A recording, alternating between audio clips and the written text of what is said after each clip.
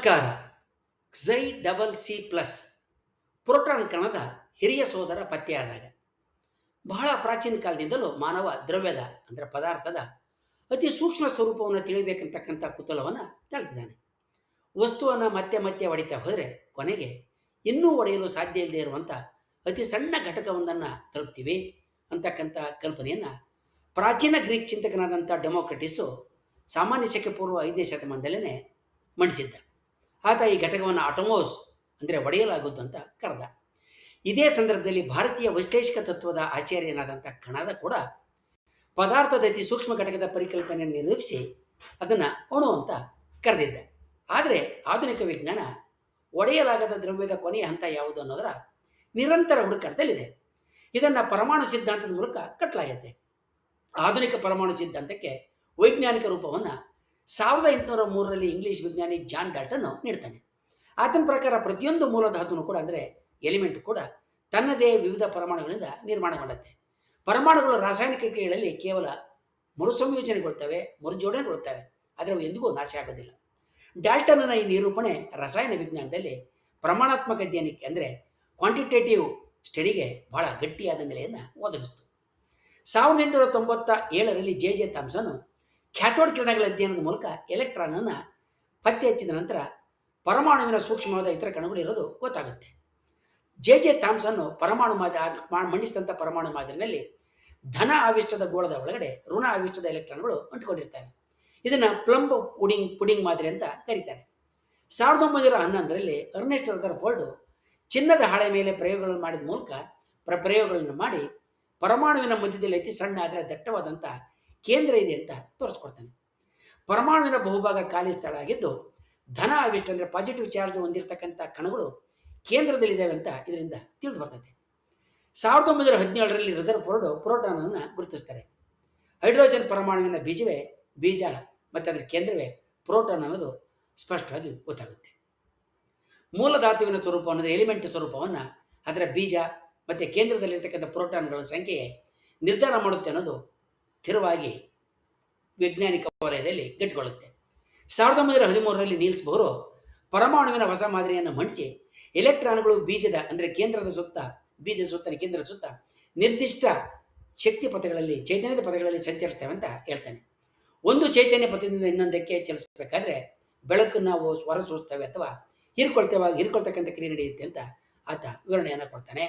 ಆ ವಿವರಣೆಯ ಮೂಲಕ ಜಲಜನಕದಿಂದ ಬರತಕ್ಕಂಥ ಬಣ್ಣದ ಪಟ್ಟಿಗೆ ಅಂದರೆ ವರ್ಣ ರೇಖೆಗಳಿಗೆ ಸ್ಪಷ್ಟವಾದ ವಿವರಣೆಯನ್ನು ಕೂಡ ಆತ ಕೊಡ್ತಾನೆ.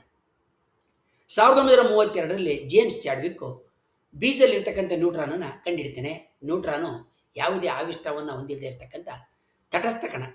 ನ್ಯೂಟ್ರಾನ್ಗೆ ವಿದ್ಯುತ್ ಆವಿಷ್ಟ ಇಲ್ಲ, ಆದರೆ ಅದರ ತೂಕ ಪ್ರೋಟಾನ್ಗೆ ಸಮೀಪದಲ್ಲಿರುತ್ತೆ. ಇದರಿಂದ ಪರಮಾಣುವಿನ ಬೀಜ ಕೇಂದ್ರದ ಭಾರ ಮತ್ತು ಸ್ಥಿರತೆಯ ಬಗ್ಗೆ ಸ್ಪಷ್ಟವಾದಂಥ ವಿವರಣೆ ಸಿಕ್ಕುತ್ತೆ. ಇದರ ನಂತರ ಇನ್ನೂ ಅನೇಕ ಉಪಪರಮಾಣುಕ ಕಣಗಳು ಪತ್ತೆಯಾಗ್ತವೆ. 1932ರಲ್ಲಿ ಕಾರ್ಲ್ ಆಂಡರ್ಸನ್ ಪಾಸಿಟ್ರಾನ್ ಅಂತಕ್ಕಂಥ ಒಂದು ಪ್ರತಿಕಣವನ್ನು ಕೂಡ ಕಂಡುಹಿಡಿತಾರೆ. ನಂತರ ಮ್ಯೂಯಾನು, ಪಿಯಾನು, ನ್ಯೂಟ್ರಾನ್ ಮೊದಲಾದಂಥ ಉಪಪರಮಾಣುಕ ಕಣಗಳು ಅಂದರೆ ಪರಮಾಣುವಿಗಿಂತಲೂ ಚಿಕ್ಕದಂಥ ಕಣಗಳು ಪತ್ತೆಯಾಗಿ ಪರಮಾಣು ಜಗತ್ತಿನ ಅರಿವು ಹಿಗ್ಗುತ್ತೆ. ನ್ಯೂಟ್ರಿನ ಕುರಿತು ಮೊದಲ ಸಿದ್ಧಾಂತ ಸೂಚನೆಯನ್ನು ವುಲ್ಫ್ಗ್ಯಾಂಗ್ ಪೌಲಿ ನೀಡಿರ್ತಾರೆ. ಮುಂದೆ ಪ್ರೋಟಾನ್ ಮತ್ತು ನ್ಯೂಟ್ರಾನ್ಗಳು ಅವುಗಳು ಕೂಡ ಮೂಲಭೂತ ಕಣಗಳನ್ನೋದು ತಿಳಿದು ಬರ್ತೈತೆ. ಅವುಗಳ ಒಳಗಡೆ ಇನ್ನೂ ಸೂಕ್ಷ್ಮವಾದಂಥ ಕ್ವಾರ್ಕುಗಳಿದ್ದಾವೆ ಅಂತ ಮುರ್ರೆ ಗೆಲ್ಮನ್ನು ಪ್ರತಿಪಾದನೆ ಮಾಡ್ತಾರೆ.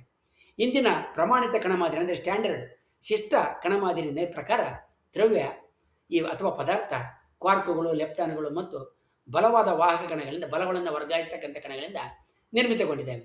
ಎರ್ವಿನ್ ಶ್ರೌಡಿಂಗರು ಮತ್ತು ವರ್ನರ್ ಹೈಸನ್ಬರ್ಗ್ ಅವರ ಕ್ವಾಂಟಮ್ ಭೌತ ವಿಜ್ಞಾನದಿಂದ ಎಲೆಕ್ಟ್ರಾನ್ಗಳು ನಿರ್ದಿಷ್ಟವಾದ ಪಥದಲ್ಲಿ ಇರದೆ ಸಂಭವನೀಯ ಮೋಡದ ಪ್ರದೇಶಗಳಲ್ಲಿ ಇರ್ತವೆ ಅಂತ ಪ್ರತಿಪಾದನೆ ಮಾಡ್ತಾರೆ. ಇದನ್ನೇ ಇಂದಿನ ಎಲೆಕ್ಟ್ರಾನಿಕ್ ಮೇಘ ಮಾದರಿ, ಮೋಡ ಮಾದರಿ ಅಂತ ಕರೀತಾರೆ. ಹೀಗೆ ಪರಮಾಣು ಸಿದ್ಧಾಂತ ವಿಭಜಿಸಲಾಗದ ಘಟಕ ಎನ್ನುವ ಪ್ರಾರಂಭಿಕ ಕಲ್ಪನೆಯಿಂದ ಪ್ರಾರಂಭವಾಗಿ ಉಪಪರಮಾಣು ಕಣಗಳು, ಕ್ವಾರ್ಕುಗಳು ಮತ್ತು ಕ್ವಾಂಟಮ್ ಕ್ಷೇತ್ರಗಳ ಮಟ್ಟದವರೆಗೆ ಬೆಳೆಯುತ್ತೆ ಮತ್ತು ಹಿಗ್ಗುತ್ತೆ ಮತ್ತು ನಿಜವಾಗಲೂ ಪರಮಾಣುವಿನಲ್ಲಿರ್ತಕ್ಕಂಥ ಹಲವಾರು ಘಟನೆಗಳನ್ನ ಸಮರ್ಥವಾಗಿ ವಿವರಣೆ ಕೊಡೋದ್ರಲ್ಲಿ ಯಶಸ್ಸನ್ನು ಕಾಣುತ್ತೆ.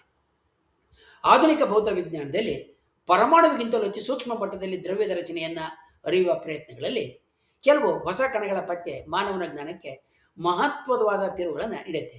ಅವುಗಳಲ್ಲಿ ಕ್ಸೈ ಡಬಲ್ ಸಿ ಪ್ಲಸ್ ಅಥವಾ ಡಬಲ್ ಚಾರ್ಮ್ ಬ್ಯಾರಿಯನ್ ಅಂತಕ್ಕಂಥ ಕಣದ ಪತ್ತೆ ವಿಶಿಷ್ಟವಾದಂಥ ಸ್ಥಾನವನ್ನು ಪಡೆದಿದೆ. ಇದು ಸಾಮಾನ್ಯವಾಗಿ ನಿಸರ್ಗದಲ್ಲಿ ಪ್ರಕೃತಿಯಲ್ಲಿ ಕಂಡುಬರದ ಅತ್ಯಂತ ಅಲ್ಪಾಯುಷ್ಯ ಹೊಂದಿರತಕ್ಕಂಥ ಭಾರೀ ತೂಕದ ಉಪಪರಮಾಣು ಕಣ. ಇದರ ಪತ್ತೆಗೆ ಕ್ವಾರ್ಕ್ಗಳ ಒಳರಚನೆ, ಪ್ರಬಲ ಪರಮಾಣು ಬಲ ಅಂದರೆ ಸ್ಟ್ರಾಂಗ್ ನ್ಯೂಕ್ಲಿಯರ್ ಫೋರ್ಸು ಮತ್ತು ಬ್ರಹ್ಮಾಂಡದ ಮೂಲಭೂತ ರಚನೆಗಳ ಬಗ್ಗೆ ವಿಜ್ಞಾನಿಗಳಿಗೆ ಹೊಸ ವಿಚಾರಗಳನ್ನ ತಿಳಿಸ್ತಾ ಇದೆ. ಭೌತ ವಿಜ್ಞಾನದಲ್ಲಿ ಬ್ಯಾರಿಯನ್ ಅಂತ ಹೇಳಿದ್ರೆ 3 ಕ್ವಾರ್ಕ್ಗಳಿಂದ ನಿರ್ಮಿತವಾದಂಥ ಒಂದು ಕಣ. ಉದಾಹರಣೆಗೆ ಪ್ರೋಟಾನ್ ಮತ್ತು ನ್ಯೂಟ್ರಾನ್ಗಳು ಇವು ಬ್ಯಾರಿಯನ್ಗಳೇ. ಈ ಬ್ಯಾರಿಯನ್ಗಳಿಂದ ಪರಮಾಣುವಿಗೆ ತೂಕ ದಕ್ಕುತ್ತೆ. ಪ್ರೋಟಾನ್ನಲ್ಲಿ 2 ಅಪ್ ಕ್ವಾರ್ಕು ಮತ್ತು 1 ಡೌನ್ ಕ್ವಾರ್ಕ್ ಇರುತ್ತೆ. ನ್ಯೂಟ್ರಾನ್ನಲ್ಲಿ 2 ಡೌನು ಮತ್ತು 1 ಅಪ್ ಕ್ವಾರ್ಕು ಇರುತ್ತೆ. ಆದರೆ Xi++ ಈ ಕಣದಲ್ಲಿ 2 ಚಾರ್ಮ್ ಕ್ವಾರ್ಕ್ಗಳು ಮತ್ತು 1 ಡೌನ್ ಕ್ವಾರ್ಕ್ ಮಾತ್ರ ಇರ್ತವೆ. ಅಂದರೆ ಇದರ ಸಂಯೋಜನೆ CC-DCC ಅಂದರೆ ಚಾರ್ಮ್ ಡೌನ್ ಚಾರ್ಮ್ DCC-D ಅಂದರೆ ಡೌನ್ ಚಾರ್ಮ್ ಡೌನ್, ಈ ಸಂಯೋಜನೆ ಇರುತ್ತದೆ. ಇಲ್ಲಿ 2 ಚಾರ್ಮ್ ಕ್ವಾರ್ಕ್ಗಳು ಒಂದೇ ಬ್ಯಾರಿನಲ್ಲಿ ಜೊತೆಯಾಗಿರ್ತಕ್ಕಂಥದ್ದು ಬಹಳ ವಿಶೇಷವಾದ ಸಂಗತಿ ಅಂತ ವಿಜ್ಞಾನಿಗಳು ಗುರುತಿಸಿದ್ದಾರೆ. ಚಾರ್ಮ್ ಕ್ವಾರ್ಕು ಸಾಮಾನ್ಯವಾದಂಥ ಕ್ವಾರ್ಕ್ಗಳಿಗಿಂತ ಬಹಳ ಭಾರ ಆಗಿರೋದ್ರಿಂದ ಈ ಕಣವು ಕೂಡ ಅಂದರೆ Xi++ ಕಣವು ಕೂಡ ಭಾರಿ ತೂಕದ ಕಣ ಆಗಿದೆ. 1970ರ ದಶಕದಲ್ಲಿ ಕ್ವಾರ್ಕ್ ಮಾದರಿ ರೂಪುಗೊಂಡ ನಂತರ 2 ಚಾರ್ಮ್ ಕ್ವಾರ್ಕ್ ಹೊಂದಿರತಕ್ಕಂಥ ಬ್ಯಾರಿಯನ್ಗಳು ಇರಬೇಕು, ಅಸ್ತಿತ್ವದಲ್ಲಿ ಇದ್ದಾವೆ ಅಂತೇಳಿ ಭೌತ ವಿಜ್ಞಾನಿಗಳು ಊಹೆಯನ್ನು ಮಾಡಿರ್ತಾರೆ. ನಂತರ ಕ್ವಾಂಟಮ್ ಕ್ರೋಮೋಡೈನಮಿಕ್ಸ್ ಅಂತಕ್ಕಂಥ ಪರಮಾಣು ಬಲವಾದ ಸಿದ್ಧಾಂತ ಈ ಸಾಧ್ಯತೆಯನ್ನು ಬಲಪಡಿಸುತ್ತೆ ಗಣಿತದ ಮೂಲಕ. ಈ ಸಿದ್ಧಾಂತದ ಪ್ರಕಾರ 2 ಚಾರ್ಮ್ ಕ್ವಾರ್ಕ್ಗಳು ಬಲವಾದ ಅಣುಬಲದಿಂದ ಭಾರಿ ಪ್ರಬಲವಾದ ಪರಮಾಣು ಬಲದಿಂದ ಬಂಧಿತಾಗಿರಬೇಕು. ಅವುಗಳು ಅಲ್ಲಿ ಒಂದು ಹಗುರ ಕ್ವಾರ್ಕ್ ಸೇರಿ ಹೊಸ ಬ್ಯಾರಿಯನ್ ರೂಪುಗೊಳ್ಳುವಂಥ ಸಾಧ್ಯತೆ ಇರ್ತದೆ. ಆದರೆ ಇದನ್ನು ಪ್ರಯೋಗದ ಮೂಲಕ ಕಂಡುಹಿಡಿಯೋದು ಕಷ್ಟಕರ ಆಗಿರ್ತದೆ. ಯಾಕಂದರೆ ಈ ಕಣ ಭಾರಿ ಅಲ್ಪ ಸಮಯದ ಅತ್ಯಂತ ಅಲ್ಪ ಆಯುಷ್ಯವನ್ನು ಹೊಂದಿರ್ತದೆ. ಇದು ತಕ್ಷಣವೇ ಒಡೆದು ಇತರ ಕಣಗಳಾಗಿ ಯೋಜನೆಗೊಳ್ಳುತ್ತೆ. Xi++ ಅಸ್ತಿತ್ವದಿಂದ ಅಸ್ತಿತ್ವ ಸಾಬೀತಾದ ಮುಂದೆ ವಿಜ್ಞಾನಿಗಳ ಮುಂದೆ 2 ಪ್ರಶ್ನೆಗಳು ಹುಟ್ಕೊಳ್ತವೆ. ಅದರಲ್ಲಿ ಮೊದಲನೇ ಪ್ರಶ್ನೆ, 2 ಭಾರೀ ಕ್ವಾರ್ಕ್ಗಳು ಒಂದೇ ಕಣದಲ್ಲಿ ಹೇಗೆ ಬಂಧಿತವಾಗಿದ್ದಾವೆ, ಅವುಗಳ ಹಿಂದೆ ಯಾವ ತತ್ವ ಇದೆ ಅನ್ನೋದು ಮೊದಲನೇದು. ಎರಡನೇದು, ಪ್ರಬಲವಾದಂಥ ಅಣುಬಲ ಅಂದರೆ ಸ್ಟ್ರಾಂಗ್ ಇಂಟ್ರಾಕ್ಷನ್ನು ಪ್ರತಿಕ್ರಿಯೆ ಬಲ ಈ ಬಂಧನವನ್ನು ಹೇಗೆ ನಿಯಂತ್ರಣದಲ್ಲಿಟ್ಟಿದೆ ಅಂತಕ್ಕಂಥದ್ದು ಎರಡನೇ ಪ್ರಶ್ನೆ. ಪ್ರಾರಂಭಿಕವಾದಂಥ 2002ರಲ್ಲಿ ಅಮೆರಿಕದ ಫರ್ಮಿ ಲ್ಯಾಬ್ನಲ್ಲಿ ನಡೆಸಿದಂಥ ಸೆಲೆಕ್ಸ್ ಎನ್ನುವ ಪ್ರಯೋಗದಲ್ಲಿ ಮೊದಲ ಬಾರಿಗೆ Xi++ ಕಣದ ಅಸ್ತಿತ್ವವನ್ನು ಗುರುತಿಸಲಾಗುತ್ತೆ. ಆದರೆ ವಿಶ್ವದ ಇತರ ಪ್ರಯೋಗಾಲಯಗಳಲ್ಲಿ ಇದೇ ಫಲಿತಾಂಶವನ್ನು ಮತ್ತೆ ಪಡೆಯೋದಕ್ಕೆ ಸಾಧ್ಯ ಆಗೋದಿಲ್ಲ. ಇದರಿಂದ ವೈಜ್ಞಾನಿಕ ಸಮುದಾಯದಲ್ಲಿ ಇಂತಹ ಕಣ ಇರೋದ್ರ ಬಗ್ಗೆ ಅನುಮಾನಗಳು ಉಂಟಾಗ್ತವೆ. ಸೆಲೆಕ್ಸ್ ಪ್ರಯೋಗಗಳಲ್ಲಿ ಪತ್ತೆಯಾದಂಥ ಕಣ ನಿಜವಾಗಿಯೂ Xi++ ಕಣವೇ ಅಥವಾ ಅಳತೆಗಳಲ್ಲಿ ಏನಾದರೂ ವ್ಯತ್ಯಾಸ ಉಂಟಾಗಿದ್ದ ತಪ್ಪು ನಿರ್ಧಾರಕ್ಕೆ ಬರಲಾಗಿದೆ ಅನ್ನೋ ಸಂಶಯಗಳು ಹುಟ್ಟುಕೊಳ್ತವೆ. ಹೀಗಾಗಿ ಹಲವು ವರ್ಷಗಳ ಕಾಲ Xi++ ಪತ್ತೆ ದೃಢೀಕರಣವಿಲ್ಲದ ಸ್ಥಿತಿನಲ್ಲೇ ಉಳ್ಕೊಳ್ಳುತ್ತೆ. ನಂತರ 2017ರಲ್ಲಿ ಸರ್ನ್ನಲ್ಲಿರ್ತಕ್ಕಂಥ ಲಾರ್ಜ್ ಹ್ಯಾಡ್ರನ್ ಕೊಲೈಡರ್ ಪ್ರಯೋಗಾಲಯದಲ್ಲಿ Xi++ ನಂತೆ ಇರತಕ್ಕಂಥ ಡಬಲ್ ಚಾರ್ಮ್ ಬ್ಯಾರಿಯನ್ ಕುಟುಂಬದ ಇನ್ನೊಂದು ರೂಪದ ಕಣವನ್ನು ಸ್ಪಷ್ಟವಾಗಿ ಪತ್ತೆ ಹಚ್ಚಲಾಗ್ತದೆ. ಇದರಿಂದ ವಿಜ್ಞಾನಿಗಳು Xi++ ಕೂಡ ಅಸ್ತಿತ್ವದಲ್ಲಿ ಇರಬೇಕು ಅಂತೇಳಿ ನಂಬಿಕೆಯನ್ನು ತಾಳ್ತಾರೆ. ಯಾಕಂದರೆ ಒಂದೇ ಕುಟುಂಬದ ಇನ್ನೊಂದು ಸದಸ್ಯ ಸ್ಪಷ್ಟವಾಗಿ ದೃಢಪಟ್ಟಿರ್ತದೆ. 2026ರಲ್ಲಿ ಅಂದರೆ ಕಳೆದ ತಿಂಗಳು ಜಿನಿವಾದಲ್ಲಿ ಸರ್ನ್ ಅಂದರೆ European organisation for nuclear research ಪ್ರಯೋಗಾಲಯದ ವಿಜ್ಞಾನಿಗಳು LHCb ಅಂದರೆ ಲಾರ್ಜ್ ಹ್ಯಾಡ್ರನ್ ಕೊಲೈಡರ್ ಬ್ಯೂಟಿನಲ್ಲಿ ಪ್ರಯೋಗದ ಮೂಲಕ Xi++ ಕಣವನ್ನು ಪತ್ತೆ ಹಚ್ಚಿ ಅದರ ಅಸ್ತಿತ್ವವನ್ನು ದೃಢೀಕರಿಸಿದ್ದಾರೆ. Xi++ ಕಣ ಸೆಕೆಂಡಿನ 1,00,000 ಕೋಟಿಯ 1 ಭಾಗದಷ್ಟು ಸಮಯ ಮಾತ್ರ ಅಸ್ತಿತ್ವದಲ್ಲಿ ಇರ್ತದೆ. ನಂತರ ಅದು ತಕ್ಷಣವೇ ಇತರ ಹಗುರ ಕಣಗಳಾಗಿ ಒಡೆದು ಕುಸಿತೋಗುತ್ತೆ. ಇದನ್ನು ಗುರುತಿಸೋದಕ್ಕೆ ವಿಜ್ಞಾನಿಗಳು ಅದರ ಕುಸಿತದಿಂದ ಅಂದರೆ ಅದರ ಸಡಿಲತೆಯಿಂದ ಹುಟ್ಟತಕ್ಕಂಥ ಕಣಗಳ ಮಾರ್ಗಗಳನ್ನು ಅತಿ ಸೂಕ್ಷ್ಮವಾಗಿ ವಿಶ್ಲೇಷಣೆ ಮಾಡಬೇಕು. Xi++ ಕಣದ ಭಾರ ಪ್ರೋಟಾನ್ಗಿಂತ ಸುಮಾರು 3 ಪಟ್ಟು ಹೆಚ್ಚಿರುತ್ತೆ. ಪ್ರೋಟಾನ್ನ ಭಾರ ಸುಮಾರು 938 ಮೈಕ್ರೋ ಎಲೆಕ್ಟ್ರೋ ವೋಲ್ಟ್ ಆಗಿದ್ದರೆ Xi++ ಸುಮಾರು 3500 ಮೈಕ್ರೋ ಎಲೆಕ್ಟ್ರೋ ವೋಲ್ಟ್ ಪ್ರಮಾಣದಲ್ಲಿ ಇರ್ಬೋದು ಅಂತ ಅಂದಾಜು ಮಾಡಲಾಗುತ್ತೆ. ಈ ಕಣದ ಅಧ್ಯಯನದಿಂದ ಕ್ವಾಂಟಮ್ ಕ್ರೋಮೋಡೈನಮಿಕ್ಸ್ ಅಂತಕ್ಕಂಥ ಪರಮಾಣು ಬಲ ಸಿದ್ಧಾಂತ ಇದನ್ನು ಪರೀಕ್ಷೆಗೆ ಒಳಪಡಿಸೋದು ಸಾಧ್ಯ ಆಗುತ್ತೆ.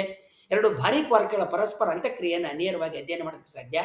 ಬ್ರಹ್ಮಾಂಡದ ಅಂದರೆ ಈ ವಿಶ್ವದ ಆರಂಭಿಕ ಅವಸ್ಥೆಯಲ್ಲಿ ಬಹಳ ಬಿಸಿ ವ್ಯವಸ್ಥೆಯಲ್ಲಿ ಇದ್ದಂಥ ಕಣಗಳು ಹೇಗೆ ವರ್ತಿಸ್ತಾ ಇದ್ದೀವಿ ಅಂತ ತಿಳ್ಕೊಳ್ಳೋಕ್ಕೂ ಕೂಡ ಸಾಧ್ಯ. ಅಂದರೆ ಈ ವಿಶ್ವದ ಉಗಮದ ರಹಸ್ಯವನ್ನು ಕೂಡ ತಿಳಿಯೋದಕ್ಕೆ ಅದು ಒಂದು ದಾರಿಯನ್ನು ಮಾಡಿಕೊಡ್ತದೆ. ಇನ್ನು ಮುಂದಿನ ವರ್ಷಗಳಲ್ಲಿ LHCb ಅಂದರೆ ಲಾರ್ಜ್ ಹ್ಯಾಡ್ರಾನ್ ಕೊಲೈಡರ್ ಬ್ಯೂಟಿ ಮತ್ತು ಇತರ ಪ್ರಯೋಗಗಳು Xi++ ಕಣದ ನಿಖರವಾದಂಥ ಆಯುಷ್ಯ, ಅದರ ಕುಸಿತದ ಚಡಿಲಾಗಿ ಇತರ ಹಗುರು ಅಣುಗಳಾಗಿ ಹೊಡೆದೋಗ್ತಕ್ಕಂಥ ರೀತಿ, ಮಾರ್ಗ, ಹಾಗೆ ಅದರ ಒಳರಚನೆ ಕುರಿತಾಗಿ ಇನ್ನಷ್ಟು ಮಾಹಿತಿಯನ್ನು ನೀಡ್ತವೆ.